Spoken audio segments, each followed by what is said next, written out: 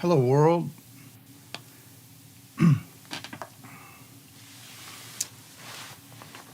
Last year, about this time, I did a bunch of live streams, and I plan on doing them regularly, but then because it was summer, we started traveling. And once we started traveling, I just didn't really find the time to get back into it. But at that time, maybe some of you heard that, I was talking about non-duality. And non-duality seemed to me to be an important thing as a meditation teacher to talk about because it was really lighting up YouTube. And non-duality is definitely something that comes from the old meditation traditions of India. And Buddhism, of course, and Buddhist meditation is a very rich resource for any topic of meditation, and non-duality is just part of that. So what we thought would be a good idea is to talk about it. And so I did that for a little while, and I appreciate people getting in touch with me, telling me that you liked it, but I started to not like it. I started to see stuff popping up on YouTube about non-duality that I just didn't want to enter the conversation. It seemed almost like listening to some of that stuff was going to make things a lot more difficult for people because non-duality really isn't something. I know that this is not what everybody is saying on YouTube, but it's my opinion. Non-duality is simply not accessible as an entry point to any type of transformative experience. It's an entry point to learn about, to think about, to have something blow your mind and maybe inspire you to go forward. But my mind-blowing days are behind me. I teach meditation now. That's much more important to me, and that's all I really have time to do. I'm a guy who knows how to do two things. I know how to meditate and I know how to talk. And I like to talk about meditation, and non-duality certainly does have a role in meditation, but it has a role in meditation for people who are mature, people who have developed something and are able to go within more deeply. So anyway, it's summer and we're getting ready to travel again, and I wanted to just get back into the YouTube world with some talks, and it's not going to be about non-duality. It's going to be about something so much better. But by the way, welcome if you're here. I don't know that we remembered how to notify the public that we're even doing this. So I don't know. I actually don't know if anybody is listening. I think April is listening. But I know from last year that most of the views of these things happen from people who watch them later. So I'm fine with that, especially because I can't tell. I'm just talking to a camera, which is interesting on YouTube. Usually when I teach meditation, I have a screen of all the people who are on the call. So if I lead a retreat or a workshop, I can see in real time who's there. And that way I can kind of get a sense if people have a question or people were confused about something I said. And I've learned how to do that just by necessity since COVID, when everything went online. But I've been workshopping an approach to meditation for people for several years. I run a meditation system called Finding Ground Meditation, and we lead workshops every month, and we have done it now something like 34 months in a row. So hundreds and hundreds of hours of workshopping a meditation approach. And hey, Renee, nice to see you here. Okay, I've got this little panel now that will tell me that people are there. So please say hello if you are here. Now, during the summer, or during the early summer, it seems to me that this is a time where people start getting themselves ready to take their meditation to the next level. They want to study more. They want to practice more. They want to learn more.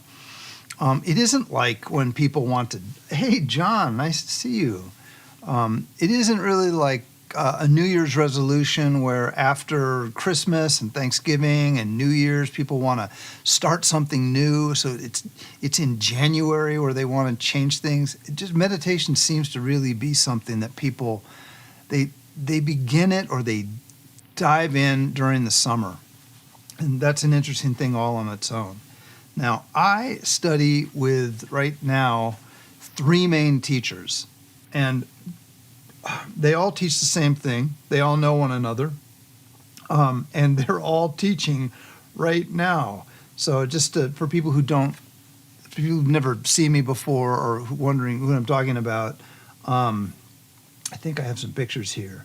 I study with, and April, who's on this too, she also runs Finding Ground Meditation. She's my wife. We are students of the 3 living teachers of, hello, Equine Coach. I think I see, yes. Oh, okay. On a lot of live streams I've watched, people say hello to everyone who enters, and I think that's a very nice thing to do. Brooke, nice to see you. I'm not going to do that because some people don't, they just sort of tune it out.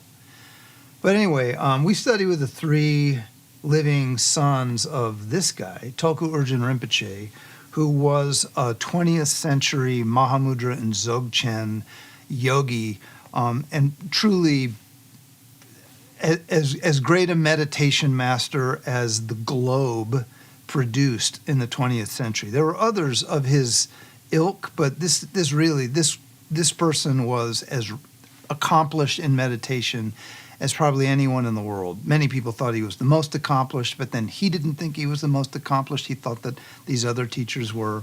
And so he had 4 children, all of whom became meditation masters. One of them passed away a few years ago, so I never got to meet him. But we study with Chokyi Nyima Rinpoche, who's in his 70s right now, like this morning and then tomorrow morning. We're doing a retreat online with him. Usually we go up near Mendocino, California to go to his retreat in the Redwoods, but this year we couldn't make it, so we're doing it online. And then we just, a couple weeks ago, studied with his younger brother and the most famous of the brothers, who is Mingyur Rinpoche. And I know that a lot of the people who've studied in Finding Ground have studied with Mingyur Rinpoche. He's kind of the most visible meditation master in really, he's kind of the most accessible person. He will show up in your feed all the time. And he is extraordinary, absolutely worth anything you need to do to study with him. You won't be disappointed. He has a huge organization. It's terrific. And then our main teacher, I mean, they're all great, but usually when you study with teachers, eventually you end up kind of one is your main one. There's no question. Our main teacher is this cat right here, Sonny Rinpoche. And these are the people, and like I was saying, right now we're studying with Chokyi Nyima in the morning, and then a week or so ago, we studied with Mingyur Rinpoche, who led a week-long retreat, or a weekend retreat, and then the week before that, we did an entire week with Sonny Rinpoche, all while we are workshopping our own meditation approach. And so it's been terrific, but it's also been, God, so much to take in because, of course, our meditation, both our practice and the way we work with students, is going to be based on what we're learning from our teachers. We're not really trying to make anything new up, but it's a big stretch for people to begin seriously studying with a teacher like any of these 3. Now you can do it, and it, like I said, it's worth it, but it takes years because you have to build the foundation. You have to understand the culture. You're not just going to roar right in and start with the deepest practice. They don't work that way. They don't think that anybody should work that way, and so they slow things down. Now, some of them emphasize meditation right off the bat. Sonny Rinpoche, who's on the screen still, it just cheers me up by looking at him. He is the only one of the three brothers who emphasizes meditation right away. There's not much else that he does. He's just a meditation teacher, and he's masterful at it. His younger brother, Mingyur Rinpoche, is certainly a meditation master. You can read all about him. He's an excellent meditation teacher, but he wants the students, any of you, any of us, to learn a bit about the tradition and about the teachings that support the meditation. So it's a little bit, he's more on the teaching side. And then their older brother is another thing altogether. Their older brother doesn't do much meditation teaching, interestingly enough, even though this is clearly one of the great meditation masters alive today. You have to be with him for quite a while before he really gives you meditation teachings. And then, of course, it's pure gold, but it's a lot of helping you get your head around your own situation as a human being in a world that is probably beginning to frighten you. These are teachers who are aware of what's going on in the world. They're not just teaching an ancient tradition and trying to help us understand something that the ancients figured out. Now, the ancient tradition has a lot to say about any situation that the world finds itself in, but the way that it's always unfolded is that it's the job of the current generations of teachers to help the teachings be relevant to what people are actually experiencing.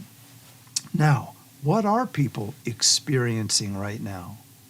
What are you experiencing right now? Whether you're already a meditator or whether you're someone who is thinking that maybe meditation would help you, especially as you look forward and you think about what things are becoming.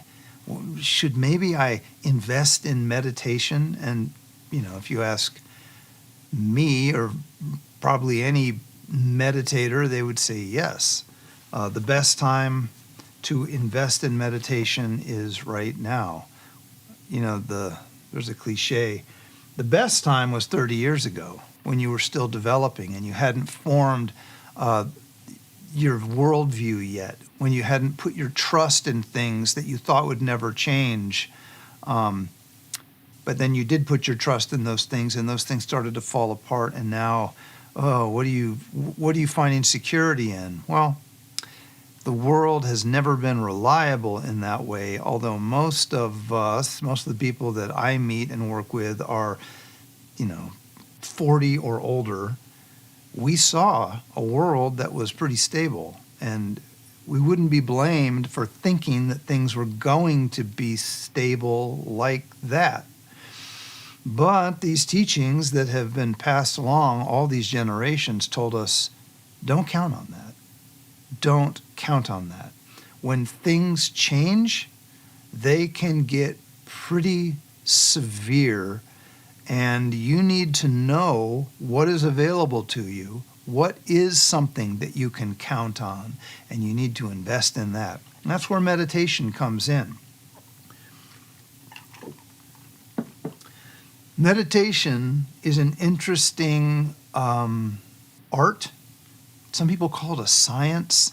It's certainly a developmental pathway or a pathway of legitimate discovery that helps us wind our way through the parts of ourselves that are changing and vulnerable to a changing world, through those into the part of ourselves which is less vulnerable, which has more stability and more capacity to be stable and wise and strong, but then to go even beyond that into the dimension of ourselves which is completely invulnerable to change. The indestructible nature is what they might call it. So all these teachers that I was just pointing to, like especially Tulku Urgyen, these are people who really make it their life's work to help us understand, then experience, and then stabilize within the part of us that is our strongest component, which is, you could call it our wisdom. You could call it like I usually do, and Mingyur Rinpoche does this, just call it awareness. Technically, teachers will call this the nature of the mind, and the meditation systems that teach that, the big ones that are most accessible to us would be Mahamudra and Dzogchen. And so all those teachers I just talked about are masters of both of those traditions. Those are meditation teachings which help us go from our everyday confused, vulnerable situation all the way through into that indestructible nature where we learn to abide. Now, that doesn't mean that we tune out to the world. It just means that we are centered in the part of us that doesn't change. And there's no downside to that. That part of us is already here. So it isn't as if once we locate that element within us that the world goes away or that we're in some kind of a trance or the world goes dark. It's not like that at all, even though it might seem like that's what would happen. But it isn't. Well, all the people like us, April and me, who are students of these masters but are Western people, all of us are in a situation where, I should say, and are also teachers.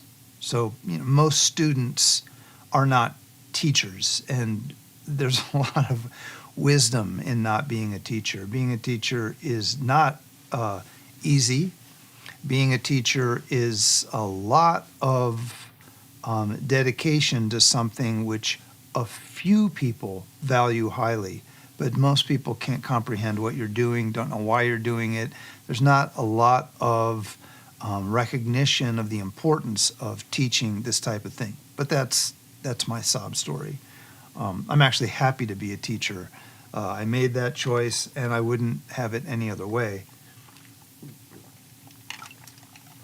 But being a teacher and being available to people who are living in the same situation that you are as the teacher means that you understand the world that people are living in. And I don't work with anyone. I don't think I've ever had a student who was raised in Nepal and speaks Tibetan. I don't think I've ever, well, this isn't true, but 90% of the people that I've worked with, I've been teaching now for 28 years, with very few exceptions.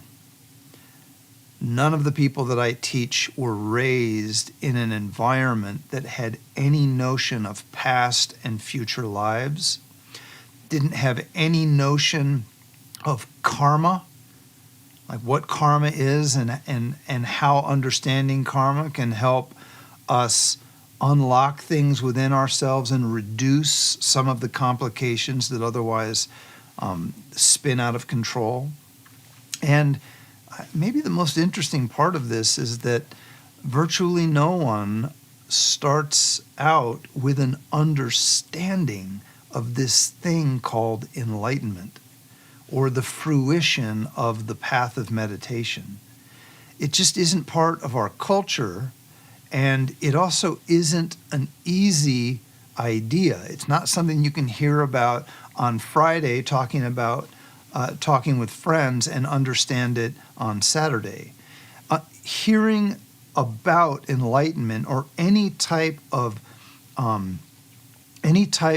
unchanging realization or unchanging accomplishment along the meditation path is not something that is immediately accessible to us with the way we've been trained to think about the world and to think about ourselves.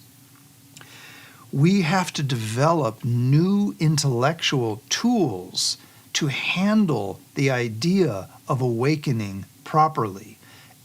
That is what will allow us to engage in the path, to engage in the practices which do this. Now, at the beginning of the live stream, I explained why I'm no longer all that interested in talking about non-duality. I was naive. I thought that, people were probably excited about non-duality because it's such a critical component of the meditation path.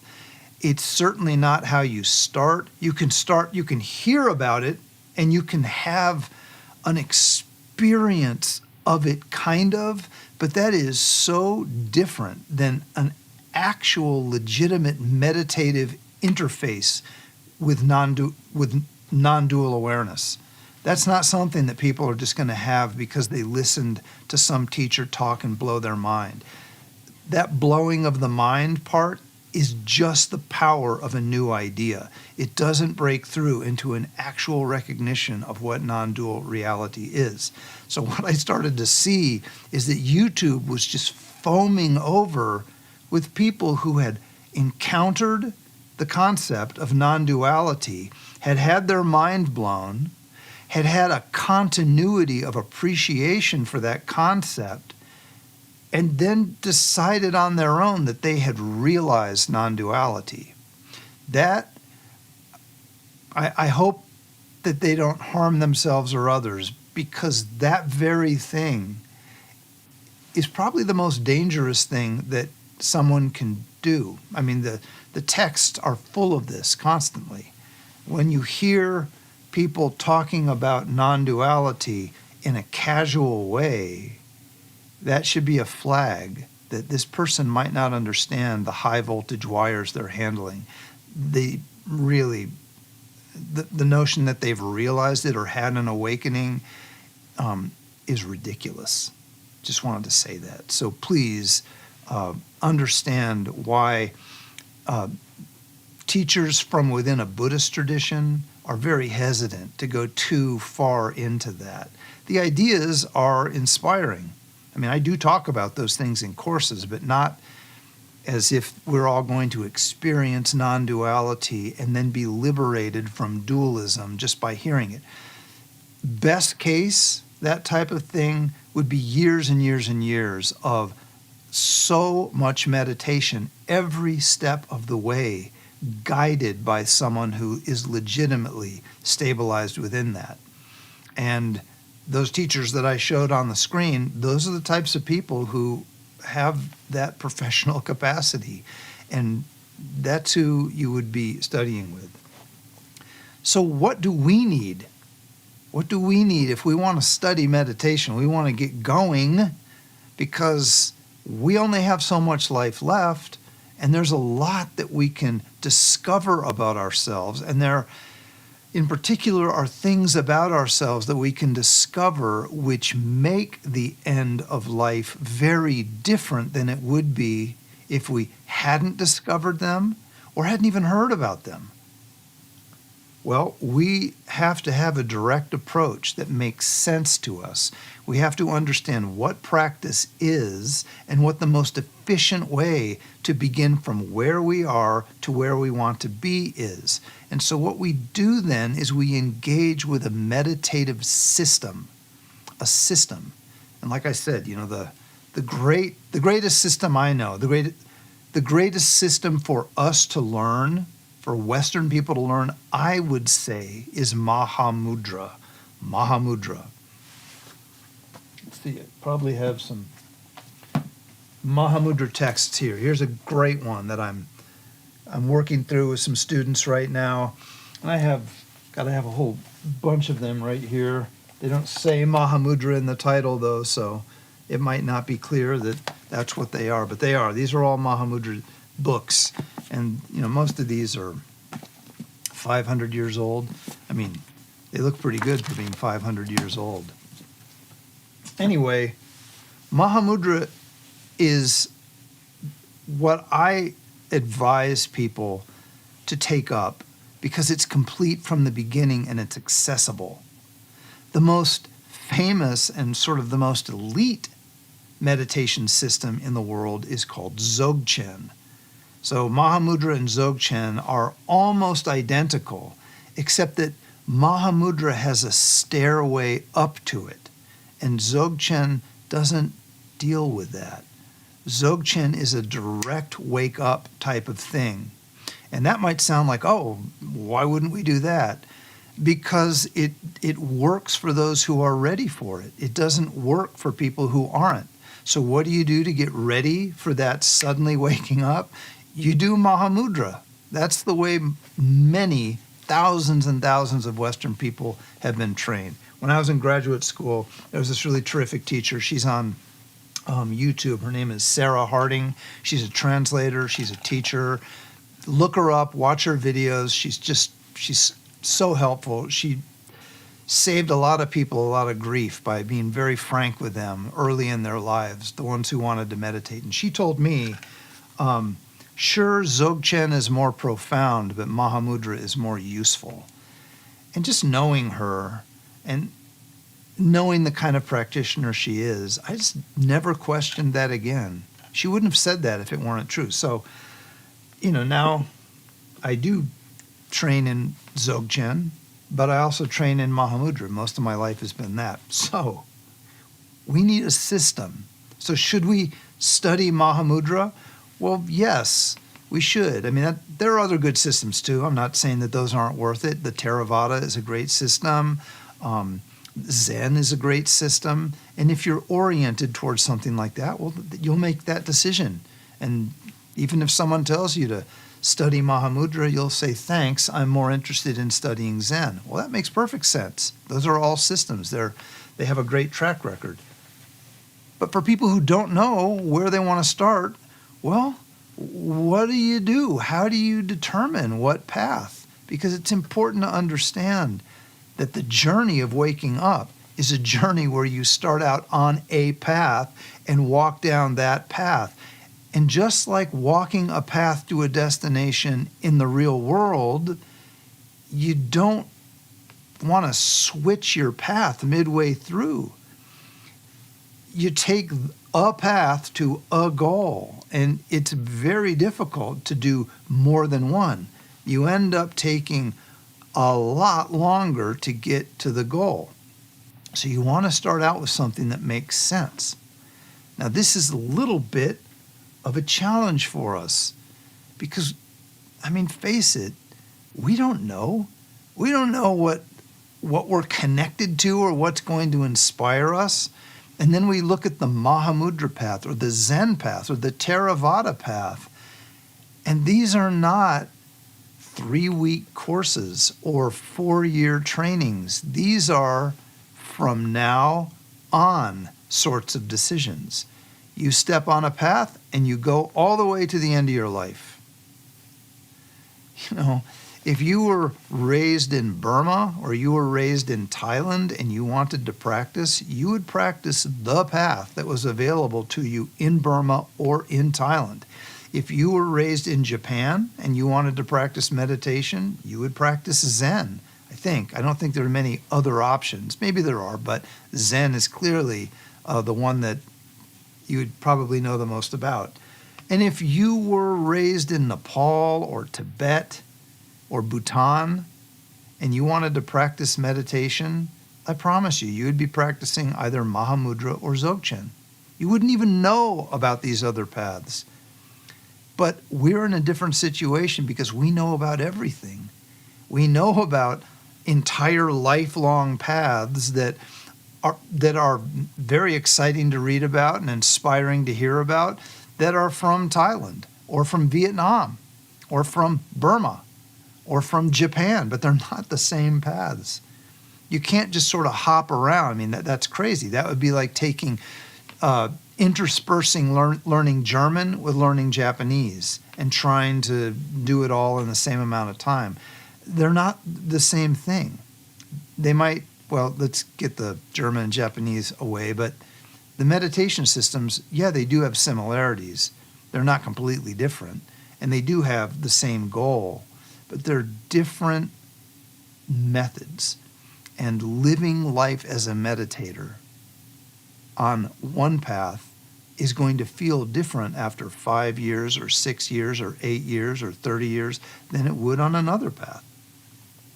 So if you were in a situation where you only had one path extended to you, and it was either that or nothing, then you would do that.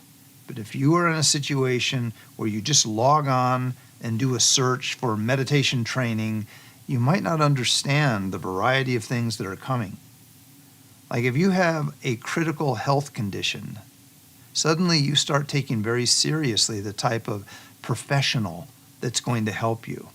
There might be a lot of options, and you might have friends that are giving you lots of advice, but it's your life, you want to take care of it, so you want to sort through the options and make sure that you are choosing someone who can help you. Meditation's that way, but the challenge is that all of these traditions that I just mentioned can help you. They're all very good. So you really just have to have a sense of what do you want out of this? Are you willing to hold yourself steady enough to understand what they're offering? Because if you come into meditation thinking, this is what I want out of meditation, none of these paths are going to be good for you. You don't bring your goal into a meditation system. A meditation system has a goal. There's an embedded goal in a meditation system. Your job is to understand the goal, not to determine what it is or isn't. And you can't really do meditation your own way and get your own result. If you have a result in mind, do something that will get that result. Don't just think that meditation is going to help you, because it won't. Meditation does what it does. So what does it do? Well, some of these things lead to a very high level of transformation of awareness or into awareness, which is called Buddhahood. That's the highest form of meditative accomplishment. And there are many important steps along that called the path of the Bodhisattva. And Zen, Mahamudra, and Dzogchen are all oriented along that path. There's also a lower, lesser goal, but still a quite amazing goal called liberation or arhatship. And the Theravadan traditions from Thailand and Burma and anywhere else they are, they're aiming for that. Now, either of these things from where we are today are worthy and amazing, but they aren't the same. They're not the same goal. And we're not going to talk about that tonight. And that's a much longer conversation. We have to understand what the goal what goal is this path that I'm interested in leading to? Because I might be very interested in this path, but that's the goal. That's not the goal I want. If you want Buddhahood, then you have to tread a path that points to Buddhahood. If you want liberation, which is still important, still very powerful and life-changing, well then that's what you should do. But there's another factor. What type of practice do you want to do? Maybe what's more important to you is that the practice feels more organic. Do you want more of a mindfulness, concentration-based path, or do you want more of a relaxation and awareness-based path? That's important. If you know that, well, then you have good information for making a decision. The Mahamudra and Dzogchen paths are all about relaxation into awareness. And everything you learn in those paths is helping you relax into a deeper, clearer, more seated, more vibrant dimension of yourself, until finally you are resting literally in the essence of what you are, the luminosity at your basis. Okay, that is a certain type of training. If you are far more interested in just really developing the power of your mind, the concentration, well, you need to step on a path that emphasizes mindfulness, the development of mindfulness, the development of abiding, the deep progressive stages of concentration that would lead into very exalted states of mind called the jhana states. If you are really for example, if you've already read up on it, you watched YouTube videos on entering the jhana states, Jhana, jhana states. There's a lot of content on that. You might just be gung-ho that you want to do that. Don't study Mahamudra. Mahamudra will prevent you from doing that. They will view that as a sidetrack. My teachers don't want me to try to do that. They don't want me to do that. I spent years meditating in those deeply concentrated states, very proud of myself, very excited about it. And then when I would ask questions or get further advice from the teachers that I was starting to work with, that was a long time ago, they would say, why are you doing that? That's not what you should be doing. Not on this path. No more of that. No more of that. They just throw their hands up. Jhana states, why would you do that? That's not this path. That was a little bit of a turnaround for me. But if you do want that, there are paths that include that. And it's important that you find a teacher that values what you value. So you just kind of have to understand the lay of the land, because it can be very uncomfortable to think that meditation is going to look and feel like one thing, but then you connect to a teacher who teaches you something that's completely different than that. A lot of people get this when they enter into Tibetan style meditation. Maybe they started out in Theravada or Zen. This happens a lot. And they're very inspired. And then they hear about Mahamudra or they hear about Dzogchen, and they feel like, that's my next step, relaxing into awareness. So they go to a Tibetan teacher. They don't really check out the Tibetan teacher first. They just kind of assume, well, if it's a Tibetan teacher with a name and a lineage, that's probably good enough. Plus, they're coming near me. They're going to be one town away, so it's easy for me to do. But then they're given a type of meditation that involves them playing ritual instruments and chanting for 30 minutes before they do any type of meditation, then doing complicated visualizations, visualizing light going here and there, and it's nothing at all like what they wanted.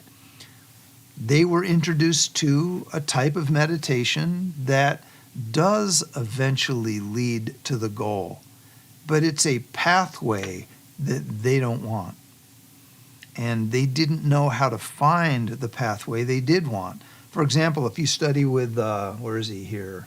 If you study with this guy, you're not going to be doing any visualization. You would have to ask him for that. Hey, Rinpoche, I'd really like to do some kind of a visualization practice with a mantra, maybe play the bell on the drum. Could I? He's going to ask you, are you sure you want to do that? Why? Why do you want to do that? And if you really want to, he'll give them to you. And then, well, now you've got those practices. Plenty of friends who made those requests and then ended up with complicated practices they didn't really want to do. But also friends who fell in love with those practices. I've done quite an amount of those complicated practices, and I just stuck it through, and I do appreciate them. But the main practice that I think brings benefit to people like us, most of us, is learning how to relax and recognize a simple state of being and learn how to sustain that through relaxation. That's the heart of the matter. That's the good stuff. And that stuff is so available to us. Anybody can do that. In fact, there is a lot that can be done on that. Let me put Rinpoche aside. That type of practice is unusual in that you can do a lot of it without a teacher. Now, there's a point on any meditation path where, okay, you do need a teacher, and you kind of know when that is. Suddenly, your confidence is gone, and you don't exactly know what's happening, and you start trying to figure it out on your own, which you won't be able to do. You don't know that yet. There's a reason that you won't be able to do it. You've come to the limit of your capacity to understand the terrain you've entered. You need guidance. You can pick up, texts like this and try to make your way through them. See what, let's see, all phenomena are the illusory display of mind. Mind is devoid of mind, empty of any entity, empty and yet unceasing. It manifests as anything whatsoever. Is that what I should do? I'm not even sure I know what that means. That's when you know that you need a teacher. But you don't need a heavyweight teacher. You don't need a guru. A guru is something that we hear a lot about, but that's a particular type of teacher that is involved with guiding you through a particular type of practice, which you don't have to do. You don't need to do the type of practice that involves a guru relationship in order to get to the highest result. You need a guru if you're going to engage in what's called Tantra. Tantra. It's the magical ritual aspect, and there's no way to do it without a guru. It's pointless to even think about it. If you're averse to a guru, then just drop the idea of Tantra. It's nuts. It's crazy. It's actually impossible. That's what it is. It's a guru-student discipline. It involves a guru. Same thing with Dzogchen. Dzogchen, which doesn't necessarily require any Tantra or any visualization practice, is the type of awareness practice which is transmitted from a guru to a student. So a guru you're not going to have it without a guru.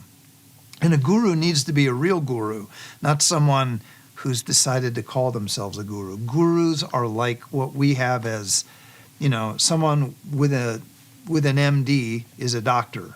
Someone who does a little medicine or healing on the side, they're a healer or whatever they are, but they're not a doctor. A doctor is a doctor, and a healer anybody can be a healer if they're a healer, whatever that is. I don't really know much about healers, but doctors are doctors, dentists are dentists, that kind of thing. Gurus are gurus. People don't decide that they are gurus. They are made into gurus by the people who raised and trained them. They're invested with the authority and the burden of being that kind of teacher. And you don't need that.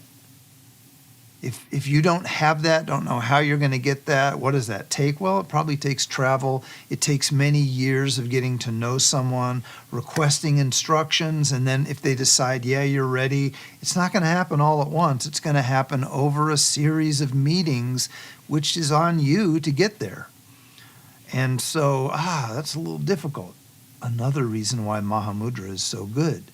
Much of the Mahamudra path can be done without a guru. You're still going to need teachers, but teachers are pretty easy to come by. There's so many good Mahamudra teachers that you can do a lot of that. Maybe you can do most of it online. It's nice to practice in person with a teacher, but I am going to be talking about, not today, we're just about done here, but I'll come back maybe tomorrow. I enjoy doing this. I'd like to get back into YouTube a little bit. But I'm going to talk about how the Mahamudra style path can fit into our life. We've been workshopping our approach for 3 years now. Like I said, I think we've done like 36 retreats with it. So that's a lot of time. And I have had to figure out the most efficient way of getting these instructions into a person's life while honoring that there really are steps that people have to go through. You can't just start with the end. You just can't. You have to understand what the first skill is, and you have to develop a little bit of confidence in that, and then the next skill comes, and you incorporate that. And I see it as having 8 or 9 steps, all of which can be learned rapidly. Like you could go through an entire training in a month, but you'll be practicing this for the rest of your life. And this type of training is what either becomes the training that you do for the rest of your life, or it's what gets you to the point where you can find one of these great teachers, usually Tibetans living in Nepal. I mean, that's where most of them are. And you are so ready that you can go to them, request instructions. They can ask you a few questions, kind of get a sense of where you are and recognize you are ready. And they just give you the instructions that you need, rather than putting you through 10 years of going through the standard curriculum that you might not need. So anyway, I don't know. Should I ask for questions? I can't see people and they can't raise their hand, but if anybody has anything you want me to respond to tonight, just type it in, and if I see it, I will respond to it. But we are in a situation right now where learning how to relax and sustain awareness is probably the best thing we could have in our life. Within awareness, we have the capacity, or just naturally occurring, if we are resting in awareness, we have the naturally occurring capacity to distinguish what is real from what is not real when it is presented to us. While it might not be impossible to fool or lie to someone who's resting in awareness, it's different than trying to fool or lie to someone who isn't, or who doesn't even know what that means. In our culture, awareness is not established as something distinct from just consciousness. Awareness is just kind of a general faculty that we have. But in meditation traditions that deal with awareness specifically, it's completely different than mind. It is the essence or the nature of mind. It's the part that doesn't change. It's the part that doesn't die. And, maybe we don't know how we feel about somebody saying that, but for 2,500 years, that's been the basis of these traditions. There is an aspect of you, within you, it is the core of what you are, but you probably haven't recognized it yet, and you don't have access to it. But that part of you is not afraid of anything. It's not afraid of death. Why? Because it's not going to experience that. The other parts of you are going to experience that. Oh my goodness. Do you see a uniquely Western Buddhist tradition emerging, or is it too soon? What would you want it to look like? Oh, I think that there will be. I think that a Western Buddhist tradition will start out it's already in process. This all began in maybe the early 1970s.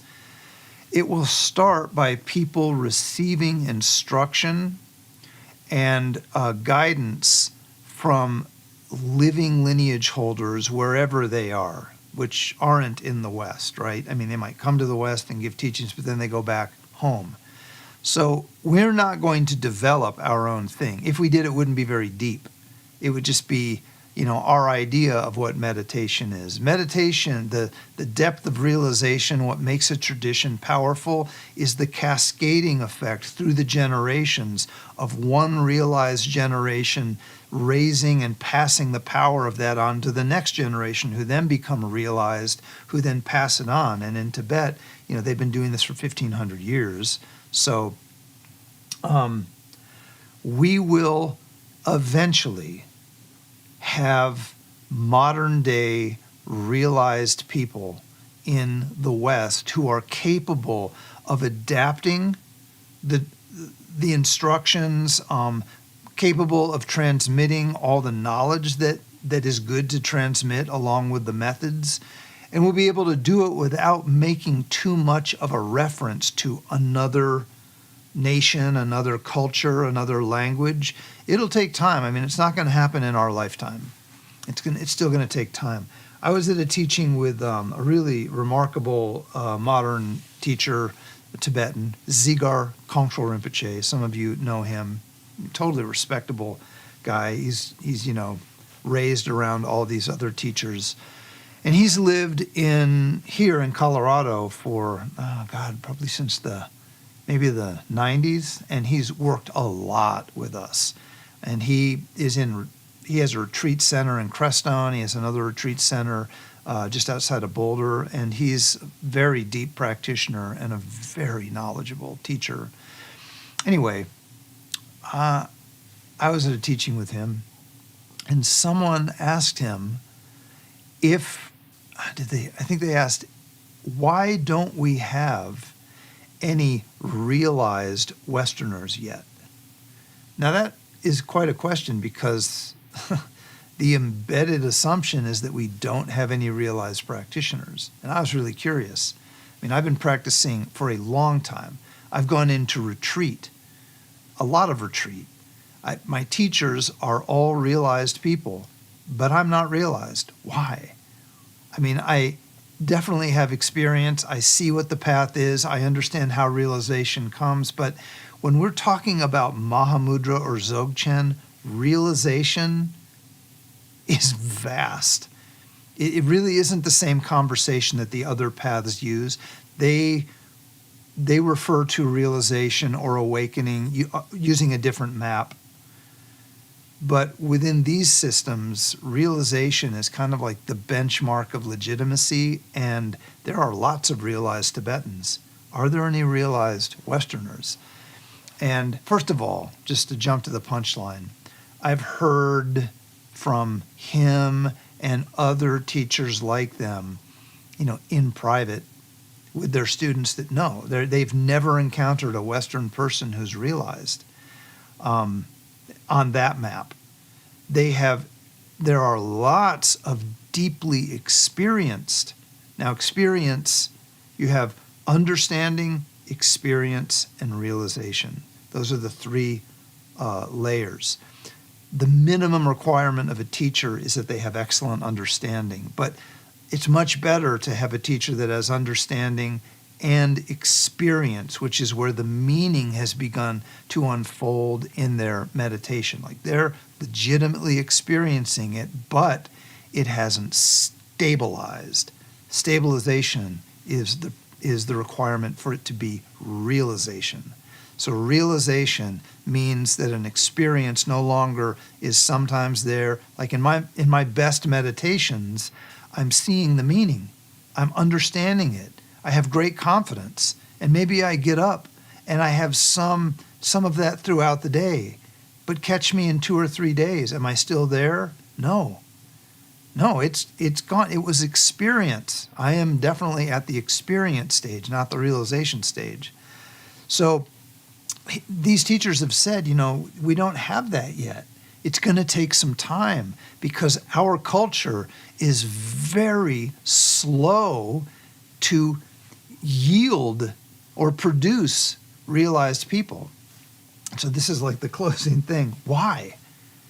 What Dzigar Kongtrul Rinpoche said is that we don't have enough understanding of impermanence. We haven't taken it to heart.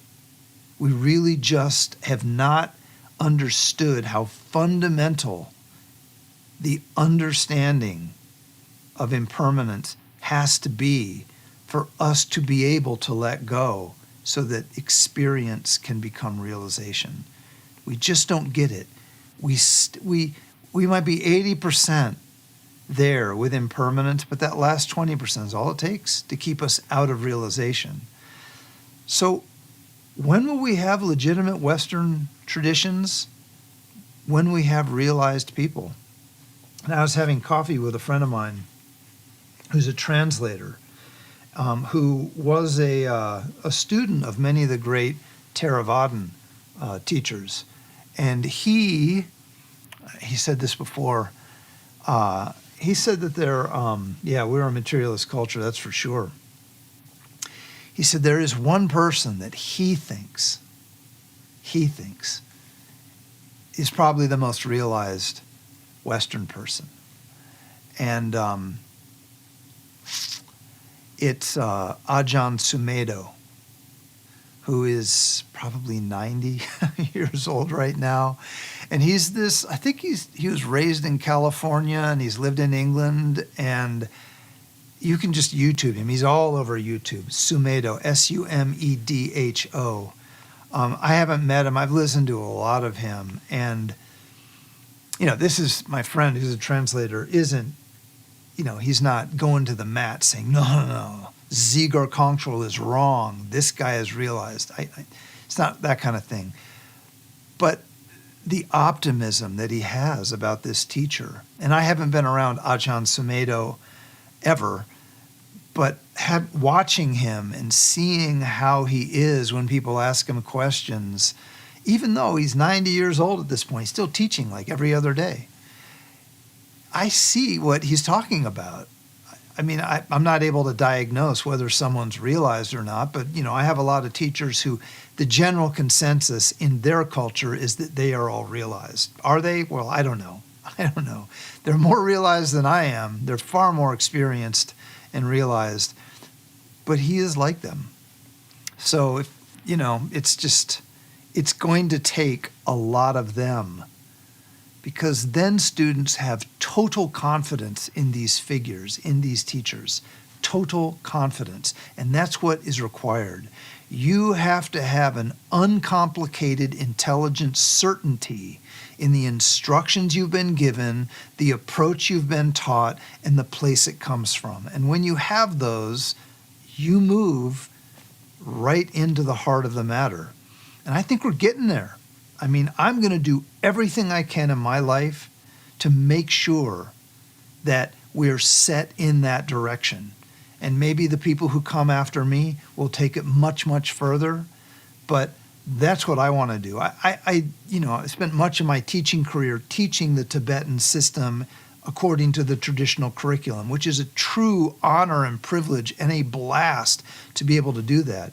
But about 10 years, it just occurred to me that the students that I was working with were the nerds and the geeks, people like me, people who had read all the, they wanted to do that. And I was constantly meeting inspired students who weren't like that, who would stick around with me for a little while and then they'd be gone. And it's because I was not really adapting the scholastic approach that I had been trained in to meet the interests of people who were going to be solid meditators with good knowledge, but they didn't want to go through the Tibetan style. It took me a long time of growing up to see that's going to have to change. But over the last decade, it was hard for me. I mean, I was very shy about it, very hesitant to do it. I wanted to think that I was brave and I'd be able to just articulate I had a lot of ideas. I could, with friends, when no one's looking, I could just, give a new versions, try that out.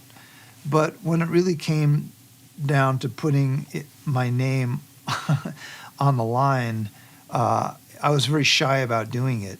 And then luckily during COVID, I just basically had to get over that because I had so many invitations to teach people who had no interest. They had no interest in my background. They just needed someone to teach them because they were going bananas locked up in their house. So I developed a new approach. And now I see, that's, this point in my life, that's probably the best thing I could do. If I can teach another 20 years and help fashion a language and an approach of meditation that begins to lay the groundwork for a Western tradition, I won't be, the originator of a Western tradition, but I could be I could get it going.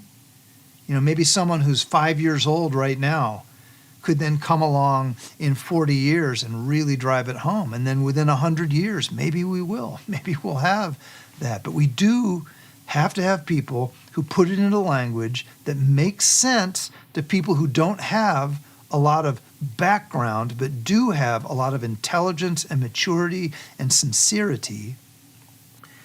And then we have to make sure that practice happens.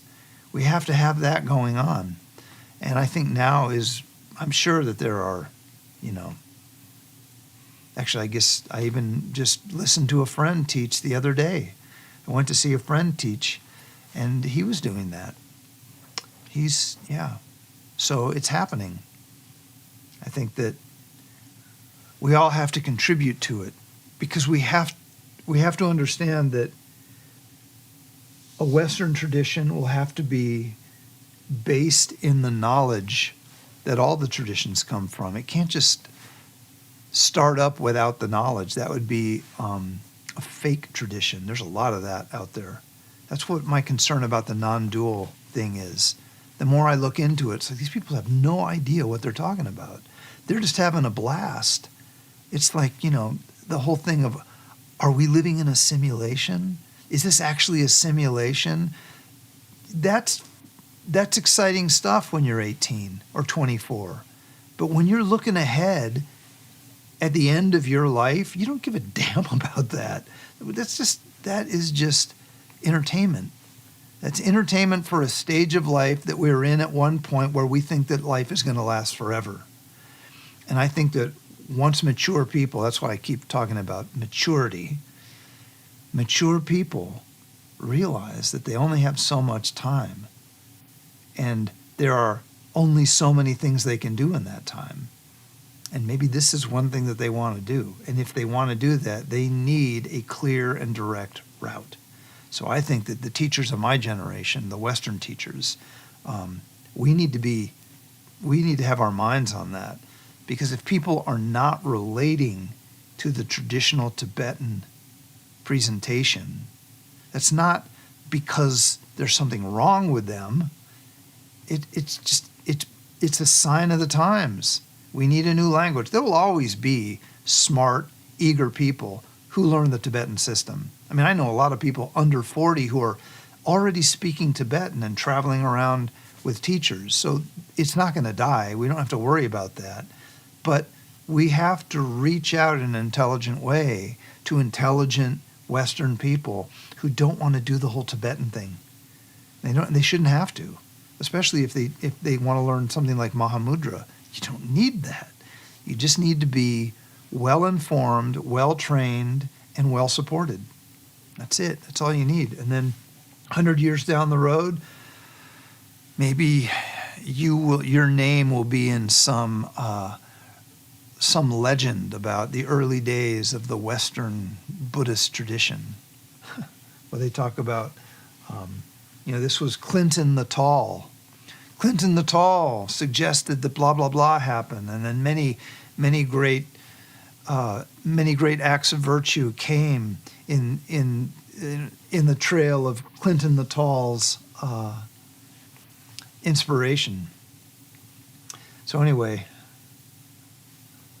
Wakened Scientists, the Western woke realists. Love this view, Jeffrey. I mean, a new view, I guess. Yeah.